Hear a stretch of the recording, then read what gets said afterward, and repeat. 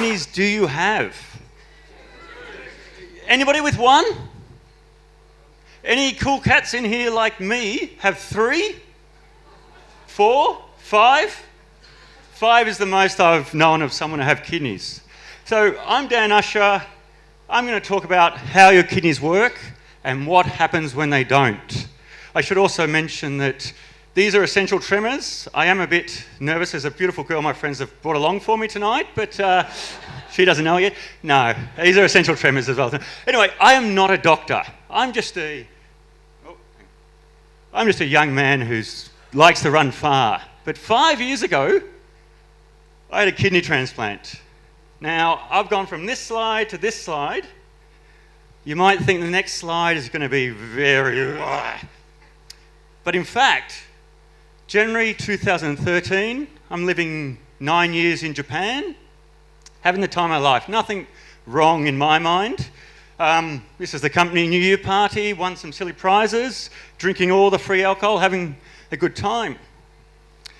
Now, a couple of weeks after this, I came back to Australia for a little holiday, helped my friend open a restaurant, and everything was fine until the changes in weather left Tokyo snowing that day, February in Melbourne, and Melbourne became shitty quite quickly. So I had to take a bit of time out for just a normal cold, but I also had a bit of an ear problem for a while, and because I could finally speak to an English-speaking doctor, I went along and it's the family doctor, and she said, oh, well, let's just do your kidneys, make your mum happy. And the reason my mum wanted my kidneys tested was 2 years before this, my mum gave my brother her kidney, because 2 years before that, he started to get chronic kidney disease symptoms, very severe and degraded over time. So I was feeling great. I don't care. It's also no good can come out of it if there is a problem, because mum can't choose between who gets the kidney. Anyway, I didn't know much about kidneys like some of you tonight, so let me tell you about your kidneys. Most of you have 2, as you've said. Lower level of the rib cage, either side of the spine, size of your fist, growing as you do. Now, everything you put into your body, the kidneys are the heroes that decide the good stuff goes around to where it's needed, and the bad stuff goes out through your urine.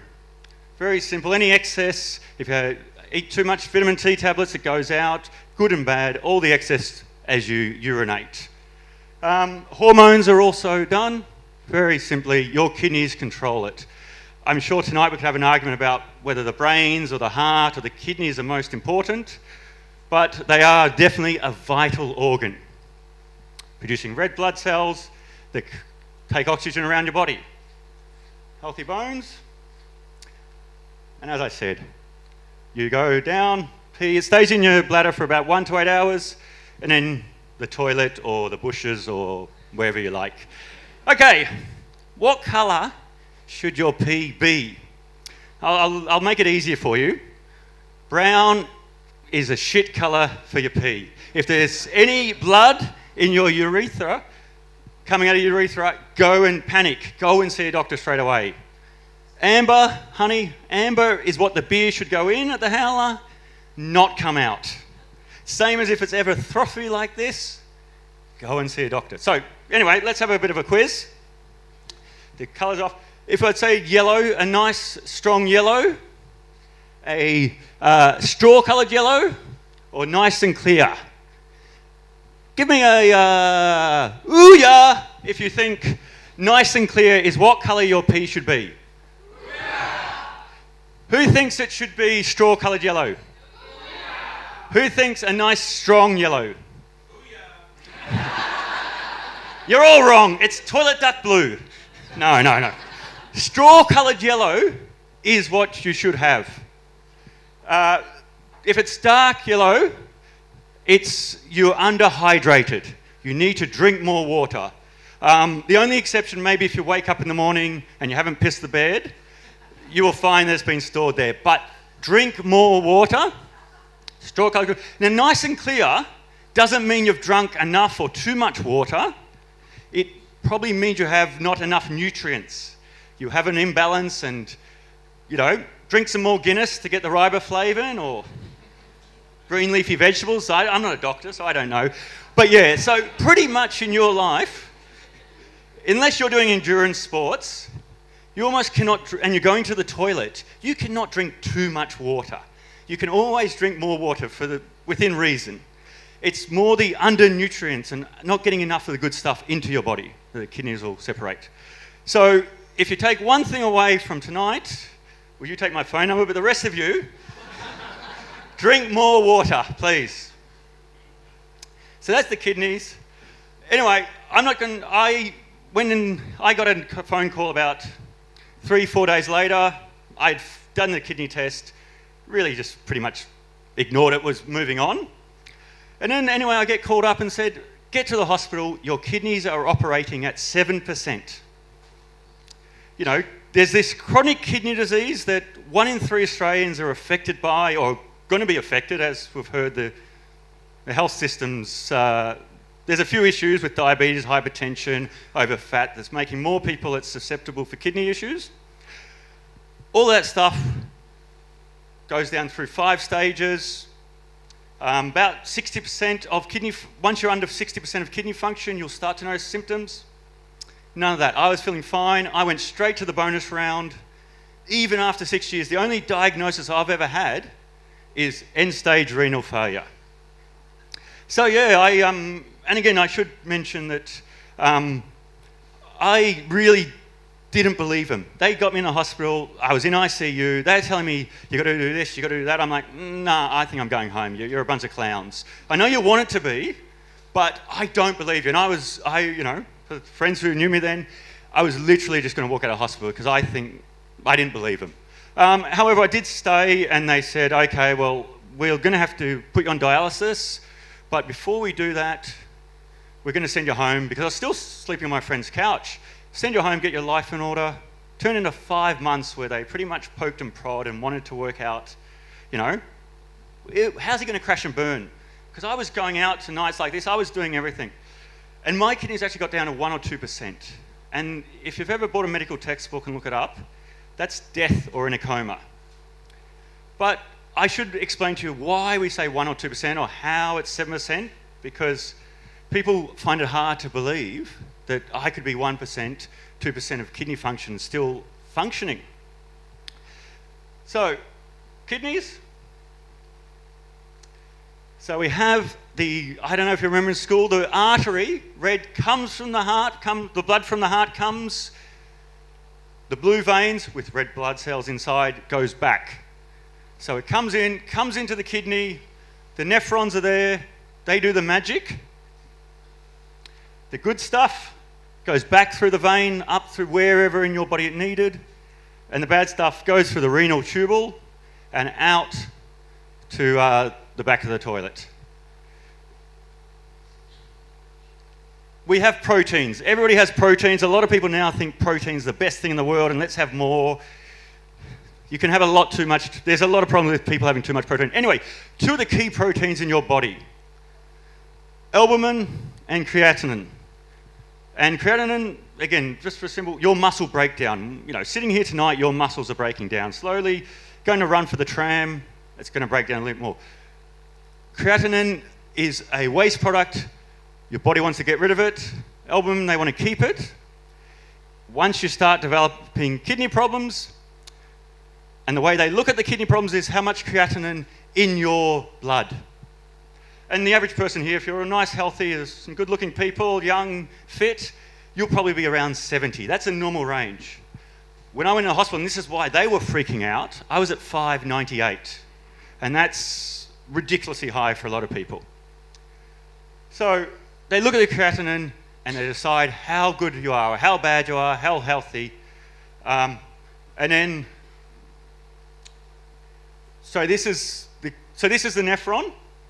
Blood comes in, the glomeruli, that's the magic. People talk about nephrons, and Wade was very excited to tell me, it's nephrons. And I'm like, no, it's actually not nephrons. Nephrons is the house.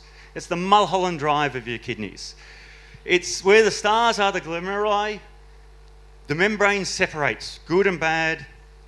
The good stuff goes back out the renal vein. bad stuff is the filtrate. So the key words, glomeruli, filtrate, going out. So, to check your kidneys, and I want you all to get out and check your kidneys ASAP. Well, sorry, tomorrow, next day. You're going to ask your doctor. Go to your doctor or go to Gribbles and say, I want a blood test. I want to check my EGFR. My estimated, because it's not perfect, and that's why I'm 1 or 2%, estimated glomerular filtration rate. Your EGFR. Just say that to anybody, any phlebotomist, someone who takes your blood. They'll give you something out of 100, or even if you're really young and healthy, you may get over 100. And that's pretty much your kidney score. Do that once a year, once every 2 years, and especially if you want to know how good your iron and your calcium, you should be getting blood tests. We have a very wonderful thing. Everybody in this audience probably has access to a Medicare card. So please go and get your blood tested. It is simple, doesn't hurt.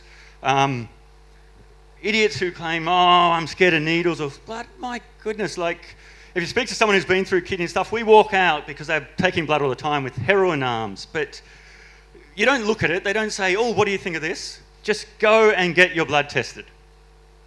So as I said, they've said, okay, we don't know what's happened. We don't know how we can fix it. Your kidneys have got down to 1%. Really, we're going to have to do something. We're going to have renal replacement therapy. And they said, something else has to work for your kidneys. And renal replacement therapy really has 4 parts. Supportive care with dialysis, which is either you don't want any of these options or you've already had and you want to get up. And it can lead to palliative care. It's pretty much you want to go home and see what happens. You'll take meds and exercise and stuff, but diet, but you decide none of the others is what you want. Very legitimate option. Hemodialysis is one most people think of when they hear about dialysis. They take a vein and artery, put it together, and then suck all the blood out of your body into a machine that cleans it and then pumps it back in. Now, it's usually 5 hours 3 times a week. And again, we are very lucky in this country that most people who need it, almost all that need it, can actually get access to it. Too many places around the world, they don't have a healthcare system where people can get their blood cleaned regularly, and obviously the effects go down. I did peritoneal dialysis. Now, your peritoneum is the membrane in your abdomen, around your abdomen, and there's a peritoneal cavity that holds about 2 litres. So what they do is they put a catheter. Let me show you this. This is not me. None of these are mine. I'm much better work than that. I didn't want to take photos of myself at that time, as you can imagine. So they put a catheter in, you hook it into a machine, and you start pumping in disalicate, which is a solution of sodium and sugar, glucose, a few other things. Pretty much it's your fancy Gatorade. Pumps it in 2 litres, and it sucks out all the stuff, all the bad things your kidneys don't, and then it drains out through a bag.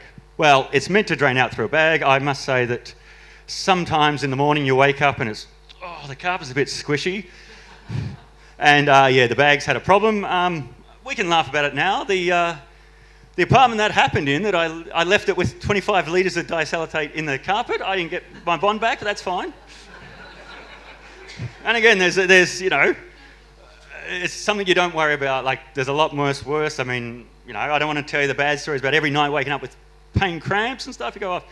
But I will tell you about one of these boxes. So it's 4 cycles I would have, pretty much setting it up, going in, going out.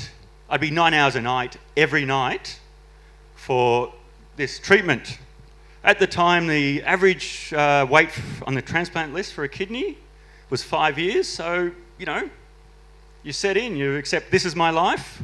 Life in Japan, the serious girlfriend, they are drifting behind. You have to start working out what's the future, and you have a lot of time on the machine to think. Anyway, one night, one box like this. That's one night's. My whole apartment, I was in a small studio apartment, Every spare space was full of boxes, just because you need to make sure you have enough. And again, it sounds bad and is bad, but it's also, it's quite fun. It's quite fantastic, because it's this or death. And it's a pretty simple choice, So you get through it and you learn, and, it becomes habit. I got a phone call. I was out at MIF 5 years ago this month, out at watching MIF, and I got a phone call. But I'd been out the night before, a bit of dancing, a lot of fun. I got on home late, got on my machine in the early hours. So I didn't get off until around lunchtime. So I was relaxing Saturday afternoon. I didn't want that. And I get a call, and it's a private number. And I'm like, I don't want to deal with anybody, especially if I don't know them. I wasn't going to answer it. I did answer it, and it's like, come on down, we've got a kidney for you, which is fantastic. And I should mention, though, if I didn't answer it, it's not a telemarketer. They don't go to the next person on the list, the next person, the next person, the next person. They will find you. They have matched you as best they can. There's really 3 kidney transplants. Living donor, a family or a friend or someone off the street that are part of a donation chain. Brain dead, and circulatory death. And I want to mention this because you have to understand, for the transplant to be decided, to look at the Australian Organ Donation Register, they make sure they know when you're going to die. So it's a case of death is decided first, and for a brain death, there's 2 doctors independently come and do the tests. All right, we're going to switch off the machines. The time that the machines are going to be switched off is decided. Sorry, I can't see far enough. 3 minutes. I've only been going for 3 minutes. That sounds good. 17 to go. Anyway, just to be clear, it's after his death, then they decide, they try and find out if it's a donor, and then they ask the family or the next of kin if they agree to it. Because unfortunately, sometimes families, they may think, oh, he was drunk at Nerd Nite when he signed up. He doesn't want it. So it's really important, when I'll talk about later, if you want to get on the donation register, please communicate to your loved ones that that's what you want. Anything can happen any time, and that's what you want. So I got the kidney, went in, 6-hour operation. I was out of it, don't worry, they didn't make me awake. Sorry, I jumped a slide. This is my new kidney. It's well, not mine, but this is a diagram of what happens. They don't take out the old kidneys. Unless there's a real medical urgency, they won't take them out, they'll keep them in. New one goes in here, and, all the waterworks are reapplied. The hospital, as I said, it's tough, but it's fantastic. I have gone beyond death, and I will keep going beyond death. But it's not all sunshine and roses. There's medication. Now, on the screen here is what I take for 1 day. And I'll take that every day of my life. It's immunosuppressants, anti-rejection drugs. There's a foreign object in my body, and if I let my immune system get up to full, it will say, get lost. We don't want you here. So I take some different drugs for different reasons, including a drug to try and make me help get all the other drugs down. And I have to take that for the rest of my life. But again, it's a binary choice. I take them, I live. I don't take them, I die. It's quite simple. And again, my only role every day in life is to take my drugs. Everything else is, bonus. All right, just got time for one last thing. So I showed the marathon, and I could talk, if we had more time, about how I got into marathon running and found a few crazy people and all that. And people find it an inspiration that I've gone from a kidney transplant to a marathon. But that's not the inspirational story I want you to take home from tonight. I was, this is 8 months after my kidney transplant, corner of Swanson Street and Collins Street outside the Frown Town Hall, 7 o'clock in the evening, nice evening. Met some friends, left them. I'm thinking, where do I go next? And then it happened. No warning, no shart, no things. My bowels evacuated themselves, and I was covered in that. And it happened. And I had to find a taxi to get home without letting them know. And I was covered in newsstand and that. But it happened. And it's wonderful because, believe me, anything in your life, and again, if you are ever unsure about doing something, if you're going to come up for Nerd Nite next month, oh, I'm a bit scared, I'm a bit frightened. Is it worse than shitting your pants in the centre of Melbourne? Because that's the thing. There's not much worse than doing that. It was crazy at the time, but, you know, I'm alive today. I got over it, you know. The dry cleaners are a good friend. And yeah, I think that's the real inspiration to take, that next time you're having a bit of trouble with anything, think, is this worse than shitting my pants in public? Because I use that, and it's, you know, and again, as I said, it's the most wonderful thing to be alive, to shit yourself in public. Because, again,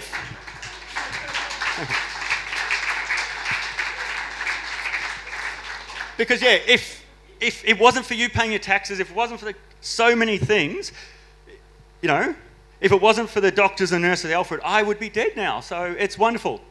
All right, I better wrap it up. Oh, sorry, the last one. That's me with my mum. Last year, my brother's wedding.